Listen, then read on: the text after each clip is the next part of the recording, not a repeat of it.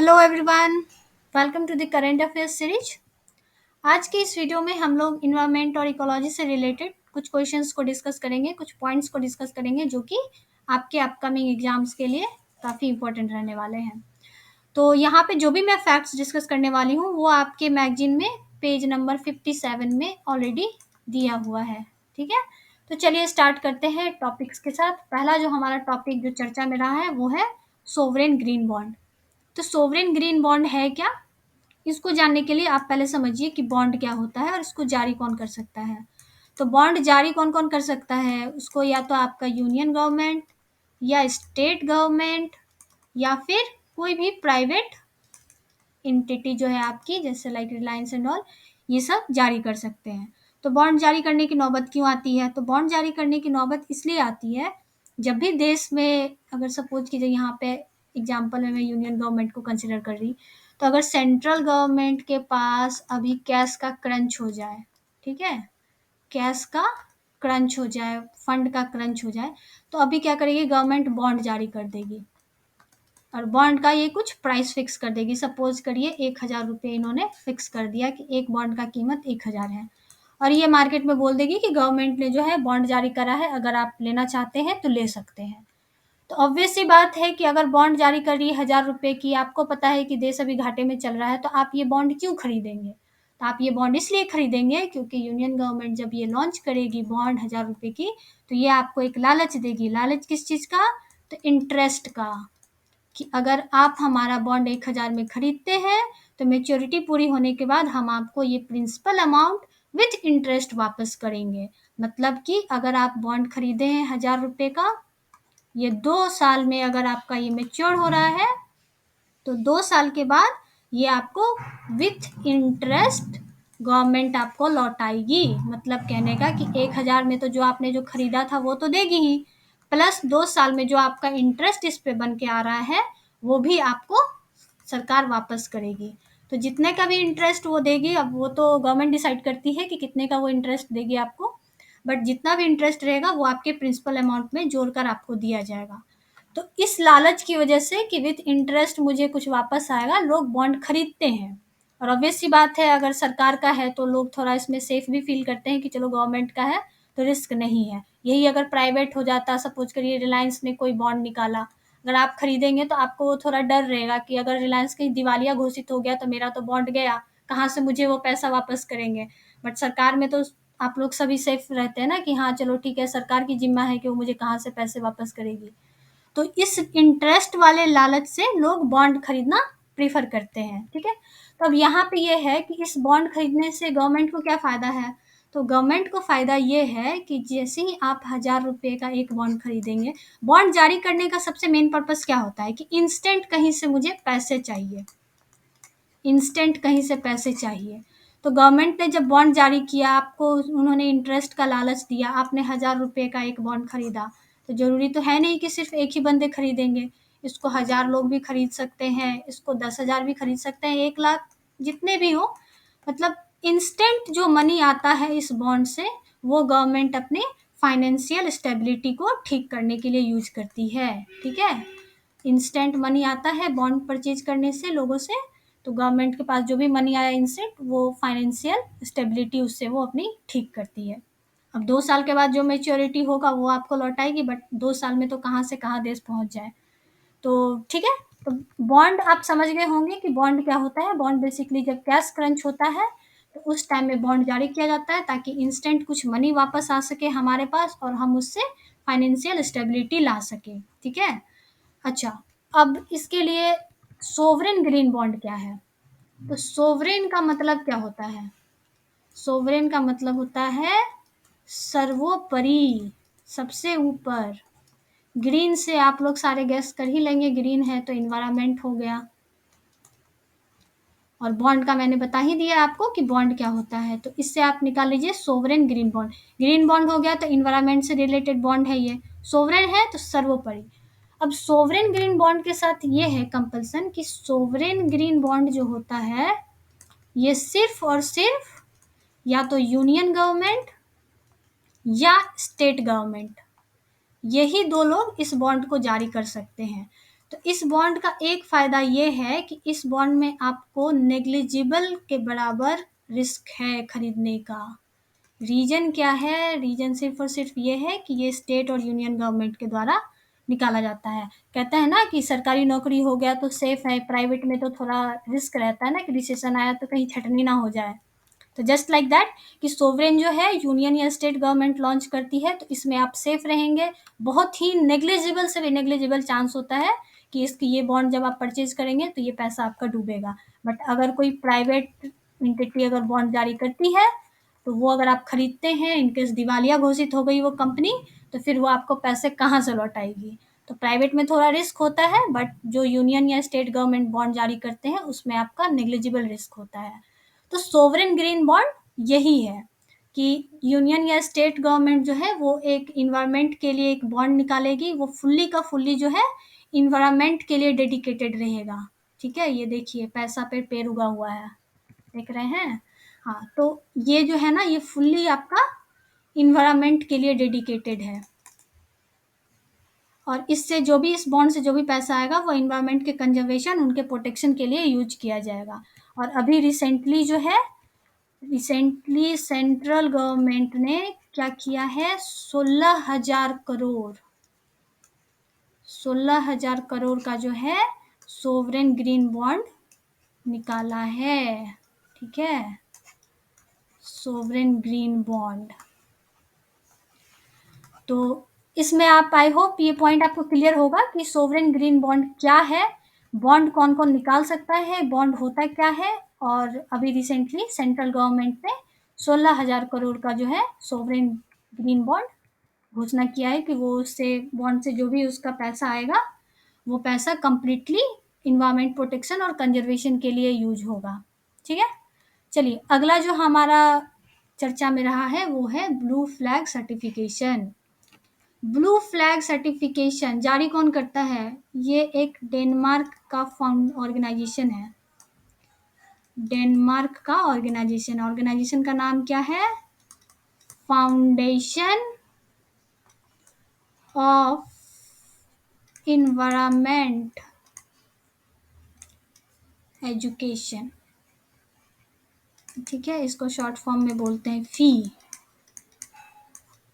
ठीक है, तो ये डेनमार्क का एक ऑर्गेनाइजेशन है, फाउंडेशन ऑफ इन्वायरमेंट एजुकेशन। ये देता है टाइटल ब्लू फ्लैग का। अच्छा, ब्लू फ्लैग का सर्टिफिकेशन का मतलब क्या हुआ? कहने को तो इंडिया में इतने सारे बीचेज हैं, तो सिर्फ 12 बीच को क्यों मिला है? अच्छा हाँ, ये भी जान लीजिए कि इंडिया में अभी तक 12 बीच जो हैं इनको ब्लू फ्लैग सर्टिफिकेशन मिला है। ब्लू फ्लैग सर्टिफिकेशन 12 बीचेस को मिला है। अभी लेटेस्ट में किस 2 बीच को मिला है? इन दोनों को। नाम क्या है इनका? ये है आपका मिनिकॉय थुंडी बीच। ठीक है, और ये है आपका कदमत, कदमत बीच। ये दोनों कहाँ हैं? तो ये दोनों हैं आपके लक्षद्वीप में। लक्षद्वीप में है ये दोनों बीच। तो पहले 10 थे हमारा ब्लू फ्लैग वाला बीच, ये 2 लेटेस्ट में ऐड हुए हैं। ये आप नाम याद रखिए, थुंडी बीच और कदमत बीच। दोनों कहाँ है? तो ये लक्षद्वीप में है। ब्लू फ्लैग का सर्टिफिकेशन कौन देता है? तो फाउंडेशन ऑफ इन्वायरमेंट एजुकेशन, फी जिसको बोलते हैं। कहाँ का ऑर्गेनाइजेशन है ये है आपका डेनमार्क का ऑर्गेनाइजेशन। ठीक है, अच्छा ब्लू फ्लैग देने का मतलब क्या हो गया? ब्लू फ्लैग देने का मतलब हो गया कि जिस भी बीच को ब्लू फ्लैग का टैग मिला है उस बीच पे आप हाइजीन मेंटेन रखते हैं, टूरिज्म का उस पे अट्रैक्शन होता है, जो भी वहाँ पे मतलब कि इन्वायरमेंट का वहाँ पे ख्याल रखा जाता है। मतलब अगर टोटल बोला जाए तो ये जो ऑर्गेनाइजेशन है फी फाउंडेशन ऑफ एनवायरमेंट एजुकेशन, ये ना 33 पैरामीटर सेट किए हुए हैं। ठीक है, 33 पैरामीटर इनका सेट है कि अगर आप ये 33 पैरामीटर को पार कर जाते हैं तो आपको ब्लू फ्लैग सर्टिफिकेशन मिल जाएगा। Blue flag certification. तो अभी हमारे इंडिया में जो हैं वो बस 12 बीच ऐसे हैं जो ये 33 पैरामीटर को पार कर चुके हैं, तो इनको ब्लू फ्लैग सर्टिफिकेशन मिल चुका है। अच्छा, अगर लीडिंग में कंट्री में पूछे वर्ल्ड में तो आपका स्पेन है, ठीक है। स्पेन जो है सबसे ज़्यादा है विथ 621 बीचेज, जिसको कि ब्लू फ्लैग का सर्टिफिकेट मिला हुआ है। तो लीडिंग कंट्री कौन है ब्लू फ्लैग सर्टिफिकेशन के साथ? स्पेन है। इंडिया में कितने को मिल चुका है? तो 12 बीचेस को मिल चुका है। सबसे अभी लेटेस्ट कौन सा है? तो मिनिकॉय थुंडी बीच और कदमत बीच, जो कि कहाँ है? लक्षद्वीप में है। और ये सर्टिफिकेशन देता कौन है? तो ये देता है डेनमार्क का एक ऑर्गेनाइजेशन है, फाउंडेशन ऑफ इन्वायरमेंट एजुकेशन। ये आपको ब्लू फ्लैग का सर्टिफिकेशन देता है, ठीक है। चलिए नेक्स्ट जो न्यूज़ में रहा वो ले लेते हैं। अच्छा, ये रानीपुर वाइल्ड लाइफ सेंचुरी, ये न्यूज़ में क्यों रहा है? ये न्यूज़ में इसलिए रहा है क्योंकि यहाँ पे जो है 53rd tiger reserve, Ranipur tiger reserve बन रहा है, ठीक है। इसको घोषित किया गया है। अच्छा, यहाँ पे बहुत लोग नाम सुने होंगे गुरु घासीदास का, छत्तीसगढ़ का गुरु घासीदास की 53rd वो है, बहुत जगह आपको देखने को मिलेगा, लेकिन ये गलत है, ठीक है। अगर आप एनटीसीए के साइट पे जाके देखेंगे, national tiger conservation authority .gov.in पे, तो वहाँ पे आपको 53rd में रानीपुर का नाम दिखेगा, ना कि गुरु घासीदास का। और जब भी आप एग्जाम में ये सब इस तरह के डाटा को आप टिक करते हैं तो ऑब्वियसली आपको फॉलो गवर्नमेंट के डाटा को ही करना होगा, ये नहीं कि आप डिफरेंट डिफरेंट साइट्स पे आपको आंसर क्या मिल रहा है। तो जो गवर्नमेंट का ऑथेंटिक डाटा है हम उसको फॉलो करेंगे। तो एनटीसीए के साइट पे अब जब आप जाइएगा तो वहाँ पे 53rd टाइगर रिजर्व में रानीपुर टाइगर रिजर्व का नाम दिया हुआ है। देखिए यहाँ पे पिक लगी हुई है, यूपी रानीपुर टाइगर रिजर्व। तो ये रानीपुर है कहाँ? तो ये है आपका चित्रकूट, आई थिंक शायद यही है, हाँ चित्रकूट, चित्रकूट। रानीपुर कहाँ पे है आपका ये डिस्ट्रिक्ट? ये है आपका Chitrakoot, Chitrakoot district of UP, ठीक है। चित्रकूट डिस्ट्रिक्ट में है रानीपुर वाइल्ड लाइफ सेंचुरी, वहाँ पे जो है 53rd टाइगर रिजर्व बनेगा। ये यूपी का कौन सा है? ये यूपी का 4th टाइगर रिजर्व है, ठीक है। यूपी का 4th टाइगर रिजर्व है। और इंडिया का कौन सा है? इंडिया का 53rd है ये, ठीक है। चलिए, अच्छा टाइगर रिजर्व पे जब बात कर रहे हैं तो कुछ पॉइंट्स इसमें बिहार का भी देख लीजिए। बिहार में भी अपना एक टाइगर रिजर्व है, सबको पता होगा कौन सा है? Valmiki, Valmiki tiger reserve, Valmiki tiger reserve. ये कैमा नंबर पे है? ये 18th टाइगर रिजर्व बना था, ठीक है। अच्छा, ये है कहाँ? ये है आपका वेस्ट चंपारण। यहीं से अभी मुख्यमंत्री जी ने समाधान यात्रा भी शुरू किया है, ठीक है। एक और करंट का आपका फैक्ट है, ये जान लीजिए। समाधान यात्रा यहीं से स्टार्ट हुआ है, वेस्ट चंपारण से, ठीक है। तो बिहार में वाल्मीकि टाइगर रिजर्व है, 18th इसका पोजीशन था, मतलब कि 18वां बना था ये देश का। कहाँ पे है? तो ये वेस्ट चंपारण में है, जहाँ से मुख्यमंत्री जी ने अभी रिसेंटली समाधान यात्रा स्टार्ट किया है, ठीक है। अच्छा, प्रोजेक्ट टाइगर कब लॉन्च हुआ था? ये आपके इस बार 67 में एक स्टेटमेंट में क्वेश्चन भी आया था। प्रोजेक्ट टाइगर ये हुआ था 1973 में, ठीक है। तो ये भी आप ध्यान में रखिए, प्रोजेक्ट टाइगर कब लॉन्च हुआ था? तो 1973 में। बिहार में वाल्मीकि टाइगर रिजर्व है वेस्ट चंपारण में। और 53rd आपका कौन सा बना है टाइगर रिजर्व? तो वो बना है आपका रानीपुर, ठीक है। गुरु घासीदास नहीं है, कंफ्यूजन मत रखिएगा। रानीपुर कहाँ है? चित्रकूट डिस्ट्रिक्ट में, यूपी का। यूपी का ये कौन सा है? 4th टाइगर रिजर्व है, ठीक है। चलिए अगला देखते हैं, रामसर साइट्स। ये भी काफ़ी चर्चा में रहा है। तो रामसर साइट, रामसर क्या है? रामसर ये एक जगह है, कहाँ पे? ये है ईरान में, ठीक है। ईरान का एक जगह का नाम है। रामसर कन्वेंशन कब हुआ था? रामसर कन्वेंशन हुआ था आपका 1971 में। इंडिया कब साइन किया था इसको? इंडिया साइन किया था 1 Feb 1982 को, ठीक है। मतलब इंडिया जो इसका मेंबर बना था 1982 में बना था। कन्वेंशन कब बना है? 1971 में बना है। अच्छा, टोटल कितने हो गए हैं अभी रामसर साइट? टोटल हो गए हैं 75।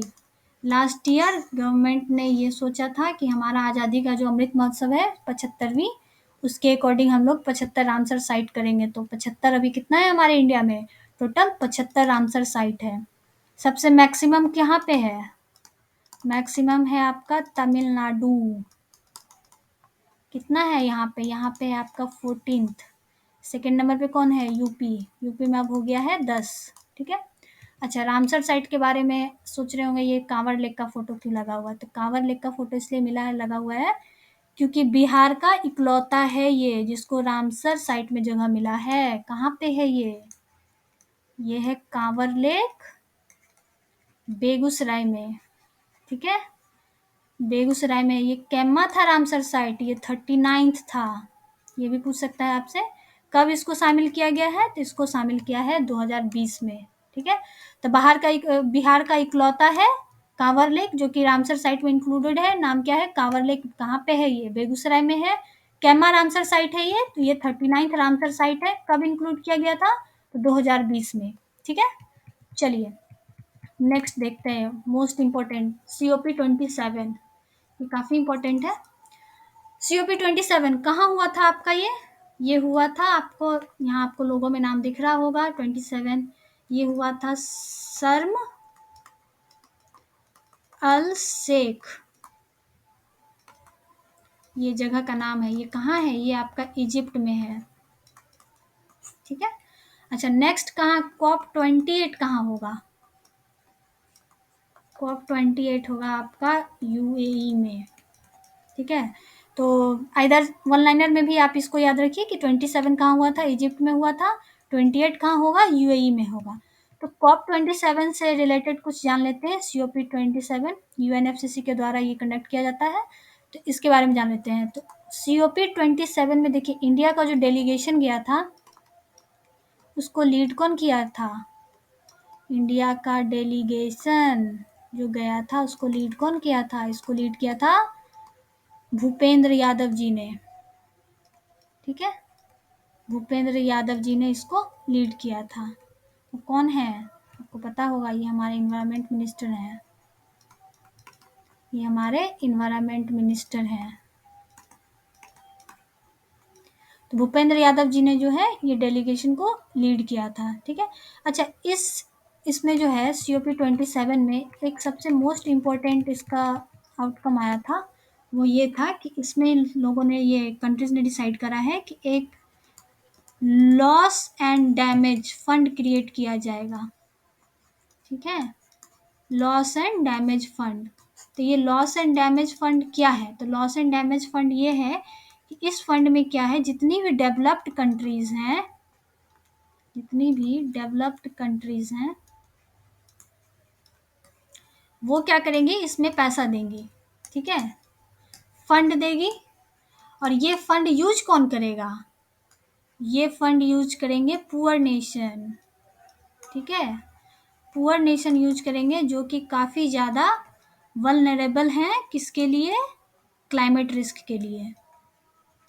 ठीक है, वल्नरेबल हैं किसके लिए? तो क्लाइमेट रिस्क के लिए। क्योंकि पुअर नेशन है तो वो लोग फंड ला नहीं सकते हैं, इसलिए डेवलप्ड कंट्रीज जो है इस फंड में पैसे इकट्ठे करेंगी। वो पैसे जो है पुअर नेशन यूज करेंगे।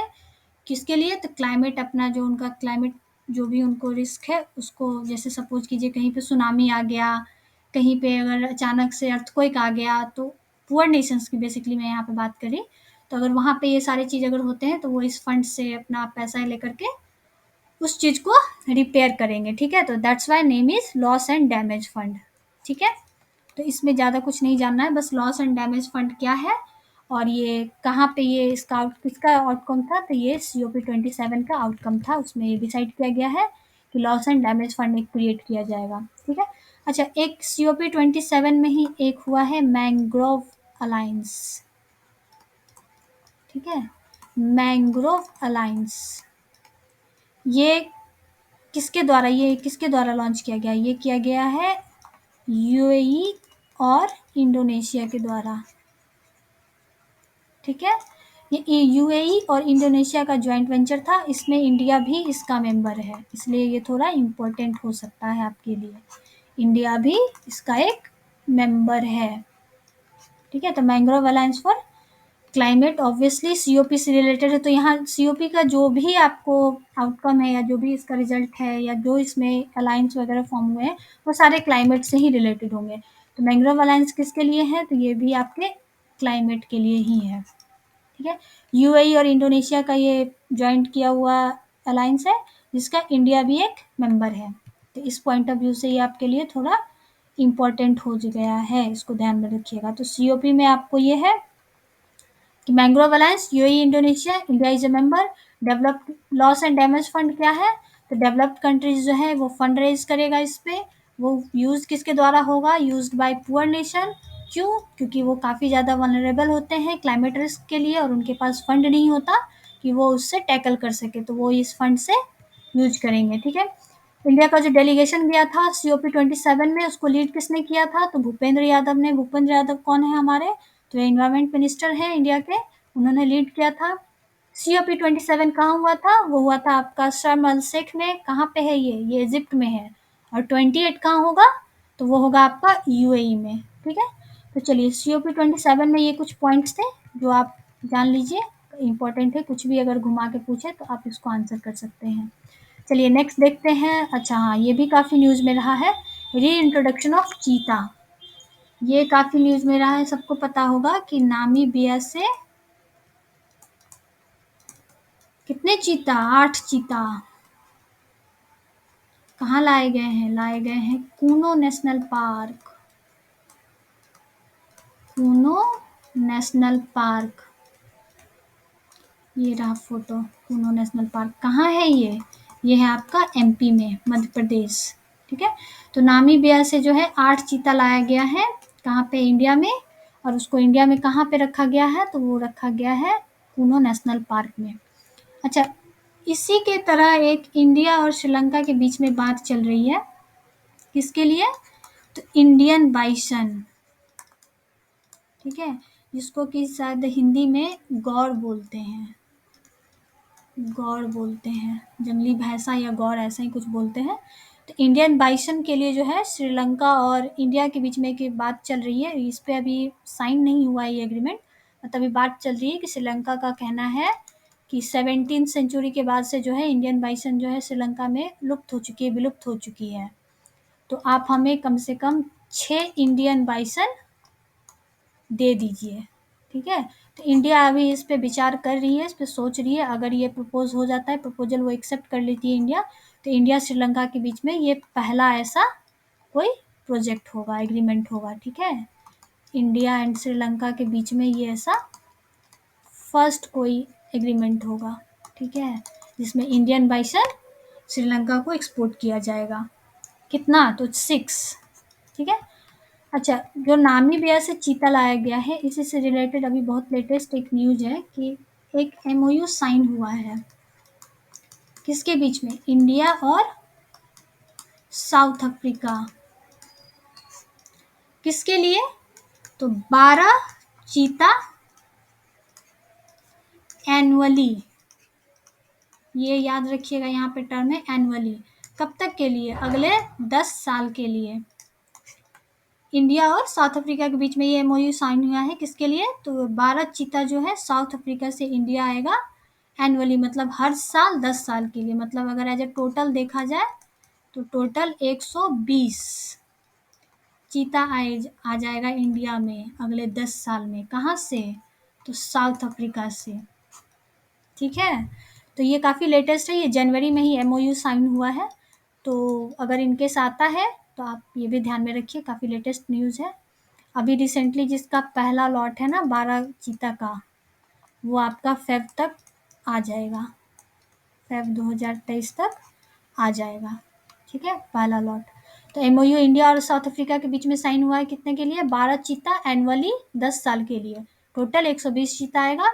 पहला जो है लॉट 12 चीता का, वो फरवरी 2023 तक आ जाएगा। ठीक है। अच्छा, इंडियन बाइसन जिसको गौर भी बोलते हैं, उसके लिए इंडिया श्रीलंका में बात चल रही है कि 6 इंडियन बाइसन जो है श्रीलंका को एक्सपोर्ट किया जाएगा।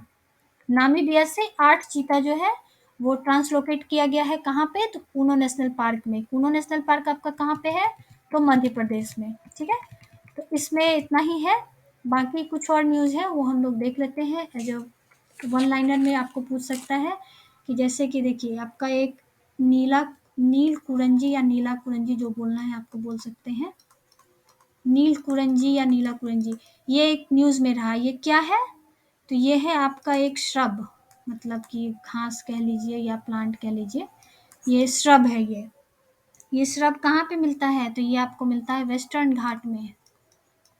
वेस्टर्न घाट में मतलब कि केरला एंड कर्नाटक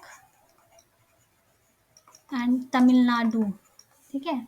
अच्छा, ये न्यूज़ में क्यों रहा है? तो ये न्यूज़ में इसलिए रहा है क्योंकि ये 12 साल में एक बार खिलता है। ठीक है, 12 साल में एक बार ये फूल खिलता है। ठीक है, ये और इसका नीलगिरी का जो नीलगिरी माउंटेन रेंज जो है वो इसी के नाम पे पड़ा है। नीलगिरी माउंटेन रेंज का नाम इसी के नाम पे पड़ा है, नीलकुरंजी। ठीक है, तो ये एक चर्चा में रहा था, न्यूज़ में काफ़ी रहा था, तो मैंने सोचा मैं आपको बता दूं कि नीलकुरंजी क्या है। ये एक श्रब है, वेस्टर्न घाट में मिलता है, केरला, कर्नाटका, तमिलनाडु के कोस्ट उसमें जंगल में 12 साल में एक बार खिलता है। और नीलगिरी जो है माउंटेन रेंज वो इसी के नाम पे पड़ा है। अच्छा, इसका कलर क्या होता है? इसका कलर होता है पर्पलिश ब्लू। ठीक है, साउंड्स लाइक वो कहते नहीं है कौन सा वाला पिंक, तो रेड वाला पिंक, तो वही वाला है। कौन सा वाला? ब्लू, तो पर्पलिश ब्लू। ठीक है, पर्पलिश ब्लू इसका कलर होता है। चलिए, अच्छा एक है climate change performance index. Climate change performance index, performance index. इसमें देखिए ये इंपॉर्टेंट इसलिए है क्योंकि इसका जो फर्स्ट 3 पोजीशन है वो वैकेंट है। फर्स्ट 3 पोजीशन वैकेंट है। तो अगर आपको एग्जाम में ये आता है ऐसे कि क्लाइमेट चेंज परफॉर्मेंस में फर्स्ट टॉप पे कौन रहा है, तो ऑप्शन ई हो जाएगा, कोई नहीं होगा। 4th पोजीशन पे है आपका डेनमार्क। ठीक है, और इंडिया का इसमें रैंक क्या है? 8th। अच्छा, ये जो इंडेक्स है ये आपका 2023 का है। ठीक है, तो इंडिया का जो रैंक है वो है आपका 8। ठीक है, चलिए इसमें और कुछ नहीं जानना है। क्लाइमेट चेंज परफॉर्मेंस इंडेक्स 2023 है। फर्स्ट 3 पोजीशन जो है वो वैकेंट है। ये जरूर आप याद रखिएगा कि पहला 3 पोजीशन पे कोई देश नहीं है। 4th पोजीशन पे डेनमार्क है और इंडिया का जो पोजीशन है वो है आपका 8th पोजीशन। ठीक है, एक कामिंग हाइड्रो पावर प्रोजेक्ट भी न्यूज़ में रहा है। प्रोजेक्ट न्यूज़ में रहा है, ये कहाँ है आपका? ये है आपका अरुणाचल प्रदेश में। अरुणाचल प्रदेश में। ठीक है, ये बस वन लाइनर में याद रखिए। कामिंग हाइड्रो प्रोजेक्ट कहाँ है? अरुणाचल प्रदेश में। अरुणाचल प्रदेश में एक है सेला पास। ये भी कई बार एग्जाम में डायरेक्ट पूछ देता है, तो ये भी आप याद रखिएगा। सेला पास कहाँ है? तो ये है आपका अरुणाचल प्रदेश में। ठीक है, फर्स्ट कार्बन न्यूट्रल एयरपोर्ट कहाँ बना है? तो ये बना है आपका Leh. First carbon neutral airport कहाँ बना है? ये लेह। ठीक है, चलिए, तो ये कुछ पॉइंट्स थे जो कि आपको इन्वायरमेंट से रिलेटेड थे। अच्छा, एक और पॉइंट है first night safari. First night safari ये कहाँ है आपका? ये लखनऊ, नवाबों का शहर, यूपी। ठीक है, तो ये कुछ पॉइंट्स थे आपके इन्वायरमेंट से रिलेटेड जो कि करेंट में काफ़ी हाईलाइटेड रहे हैं इस साल। और आई डोंट थिंक सो इससे बाहर कुछ आएगा। इन केस इससे बाहर आएगा भी तो अब आप लोग को इतना पता है कि अगर ये नहीं है तो आंसर ये होगा। ठीक है, तो अब नाउ इट्स टाइम कि जो सबको आता है वो अब आप मत पढ़िए, जो सबको नहीं आता है आप वो पढ़िए। ठीक है, तो चलिए कुछ पॉइंट्स मैंने यहाँ पे एक्स्ट्रा बताए हैं, उसको आप लिख लीजिए कहीं पे या नोट डाउन कर लीजिए। बाकी मिलते हैं अगले वीडियो में, अगले सीरीज में। तब तक आप लोग बस खुश रहिए और पढ़ते रहिए। Take care.